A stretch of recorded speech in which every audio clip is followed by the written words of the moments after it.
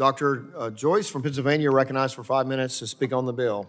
Thank you, Chairman Guthrie. I would like to offer my support for a significant piece of legislation before the subcommittee today, H.R. 5371, Choices for Increased Mobility Act of 2023, which clarifies payment rules for manual wheelchairs under Medicare Part B. This bill will give individuals the opportunity to exercise their own choice when it comes to their medical equipment.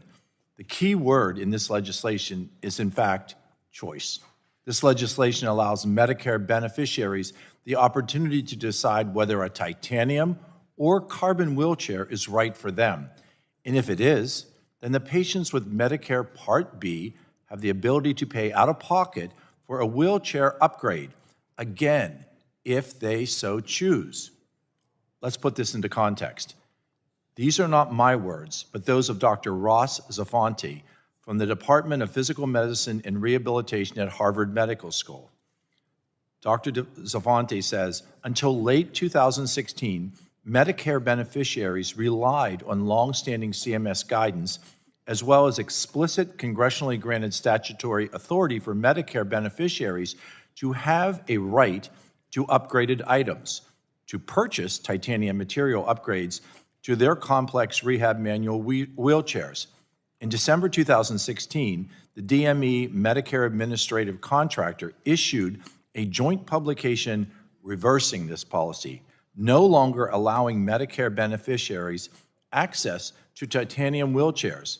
Since this joint publication, commercial plans, which offer mirror CMS coverage policies, also deny these upgrades, causing even more widespread access issues. This subcommittee should be encouraging Medicare beneficiaries to take full advantage of their health care plan, and more important, giving them a say in the choices that will directly impact their lives.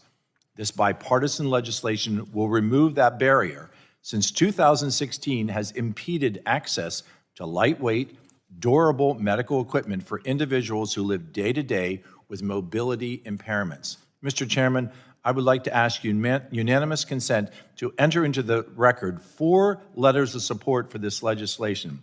One from Dr. Zaffonte of Harvard Med and president of the Spaulding Rehabilitation Network, one from the United Spinal Association, another from the ITEM Coalition, and one more coalition letter on behalf of the American Association of Home Care and the National Coalition for Assistive and Rehab Technology.